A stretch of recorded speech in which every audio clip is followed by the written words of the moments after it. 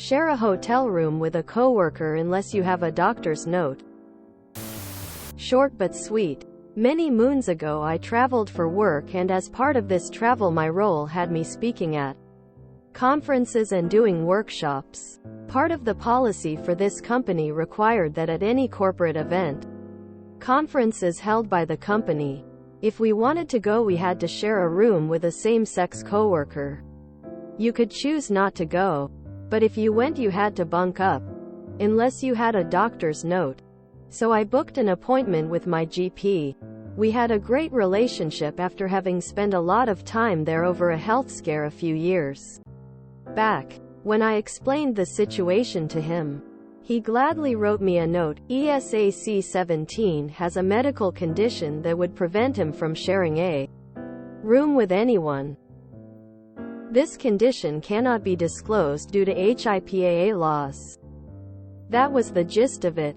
Although way more eloquent, that note stayed on file for the next 3 years that I worked there. Coworkers would always ask how I was able to have a room by myself, and I would look sad, point my face to the ground, shake my head slightly and say, I have a medical condition. Surprisingly, no one else bothered to get a note. I would say I sleepwalk and do strange things to my roommates. Several years ago my cardiologist wrote me a note for work that said, I wasn't physically capable of using stairs every day while at work. This was triggered by a rumor that I wasn't going to be traded for a different employee from another location that I really didn't want to go to. It's still in my file and I haven't been transferred anywhere else yet. I have night terrors and frequently wake up screaming. When I was a grad student we would voluntarily bunk up to the max to cash in on the per diem. Anything we didn't spend went into our pockets. One of my classmates was a sleepwalker and a snuggler. We shared a bed a few times. I always woke up in the morning as the little spoon. I didn't mind, we were friends, and she warned me about her bed habits. She definitely would legitimately qualify for a note. Funny how the company policy is that you have to share with a same-sex coworker. But if that coworker was gay, it would somehow be fine.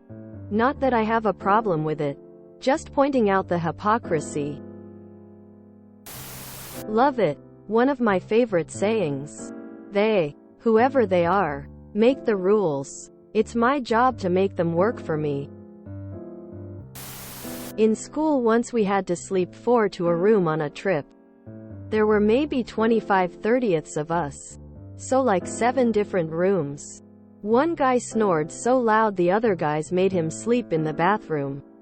One guy sleptwalked out of the room and down to the lobby, where staff found him staring longingly at the ice machine. One girl was lactose intolerant and didn't know it yet. Ate a bunch of ice cream and smoked out her room. So to speak. It was a hell of a trip.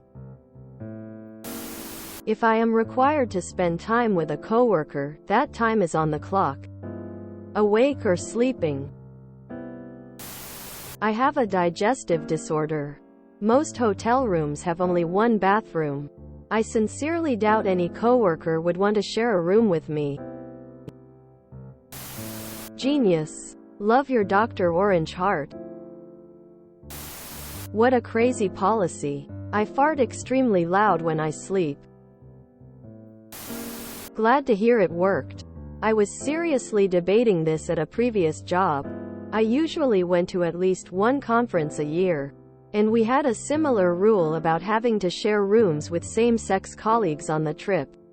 I don't really care either way about sharing. The issue? I snore badly and loudly. And it's not fair to anyone else to expect them to attempt to sleep in the same room as me. It's not sleep apnea, just the way that my throat rests when I sleep. My family has a weird thing where we have excess, oddly thick throat tissue. I had surgery for it as a kid, because my snoring was already an issue by kindergarten. And other family members had similar issues and surgeries. If having to share comes up at another job, I'm so getting a note from my aunt. I told the bosses that I can only sleep with someone I'm married to. Looks like Ya came down with a bad case of, I can't share a room with another guy-itis. Happens to the best of us. When I was a kid I had a few health issues and hated sports. And got my very helpful doctor to write me a note. It basically said, L1A1 is unable to do physical exercise because illegible squiggle. I got that thing laminated and used it for 5 years. Spent my time sat in the library reading. Then cycled home at the end of the day. Because I didn't mind exercise. Just hated being subjected to humiliation by a sadist. I apparently talk in my sleep. All night long I talk. I found this out when I went on a trip and shared a room with a friend. Genius. My medical condition is, I wake up to the voices of the butcher knife cooking knife at my bedside chanting wakey wakey. It's stabby stabby time. Ridiculous policy in the first place. Glad you found a workaround.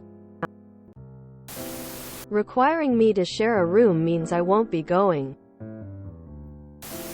If you enjoyed this video, please check out our playlists full of similar content. Epic Haircast is like doom scrolling for your ears. Please like, share, and subscribe.